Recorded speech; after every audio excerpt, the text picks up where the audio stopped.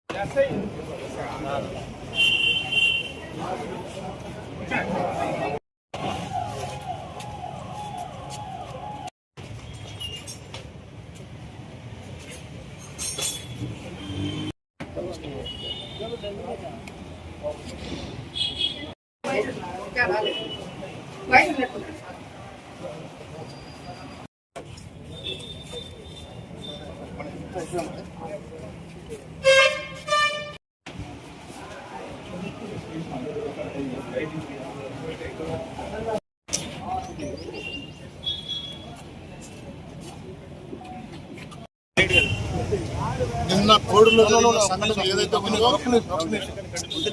అరవ శ్రీధర బాధితుల వీణా పైన జరిగిన దౌర్జన్యం, దానిపైన ఇమ్మీడియట్గా యాక్షన్ తీసుకొని కేసు కట్టడంతో పాటు దానిపైన ఇమ్మీడియట్గా ఇన్వెస్టిగేషన్ ఇమ్మీడియట్గా అరెస్ట్ చేసుకోవాలా. దానికి ఒకటి మహిళా కోణంలో ఆమెను చూడాలా. ఎందుకంటే కోడులో గత 50 సంవత్సరాలు ఎటువంటి చరిత్ర ఎటువంటి లేదు, ముందు కూడా లేదు, గతంలో కూడా లేదు. ఎంతోమంది ఎమ్మెల్యేలు నాతో అయ్యారు, ప్రభుత్వాలు వస్తుంటారు పోతుంటాయి. కానీ మహిళల పైన ఒక జంతువు పైన దాడి చేసినట్టు మహిళను దాదాపు మానభంగం చేసినంత పరిస్థితి ఉన్నది. పోలీసు సమక్షంలోనే పోలీసు చేతిలో ఉన్న కట్టి లాఠీ లాక్కుని అమ్మాయిని కొట్టడం అంటే ప్రజాస్వామ్యంలో ఉన్నామా లేదా, లేదంటే పవన్ కళ్యాణ్ డైరెక్షన్ ఇచ్చాడా లేదా, చంద్రబాబు డైరెక్షన్ ఇచ్చాడా అర్థం కాలేదు. అసలు రాష్ట్రంలో పోలీసు రాజ్యం నడుస్తుందా లేదు, పోలీసు వ్యవస్థగా నడిచేది రెడ్ బుక్ రాజ్యం నడుస్తుంది. ఒక నిలువెత్తిన సాక్షి నిన్న జరిగిన సంఘటన. దాంతోపాటు ఈరోజు మేము పవన్ కళ్యాణ్ ఒకటే అడుగుతున్నాం. ఆమె కంప్లైంట్ ఇచ్చి దాదాపు కొన్ని నెలలైంది. ఒకటి పోలీసులకు ఇచ్చింది, మళ్ళీ చంద్రబాబు నాయుడుకి ఇచ్చింది, అదేవిధంగా పవన్ కళ్యాణ్కి ఇచ్చింది. బట్ దానిపైన ఎక్కడైనా రిజల్ట్ లేదు. పైగా నేను ఆమె ప్రొటెస్ట్ చేస్తున్నా ఆ పైన దాడి చేయడం అనేది చాలా ఏమని చర్య. ఇది పూర్తిగా ప్రజాస్వామ్యంలో పౌరుల యొక్క హక్కులు మొత్తం టోటల్ కాలు రాసినట్టుంది. అదేవిధంగా ఫండమెంటల్ రైట్ మొత్తం టోటల్గా గాలిపోయినాయి. ల్యాండ్ ఆర్డర్ పూర్తి గాలిపోయింది. రాష్ట్రంలో ఎక్కడ పడితే అక్కడ మహిళపైన మానవంగా హత్య ప్రయత్నము, కొట్టడము, తిట్టడము, లాక్కోవడము అన్నీ కూడా రకరకాలు చేస్తున్నాయి. దీన్ని అరికట్టాలంటే ఇక్కడ నుంచే బీజం నాటాలి. ఖచ్చితంగా పోలీస్ వ్యవస్థ పైన మాకు నమ్మకం ఉంది, కోర్టుల పైన నాకు నమ్మకం ఉంది. ఎందుకంటే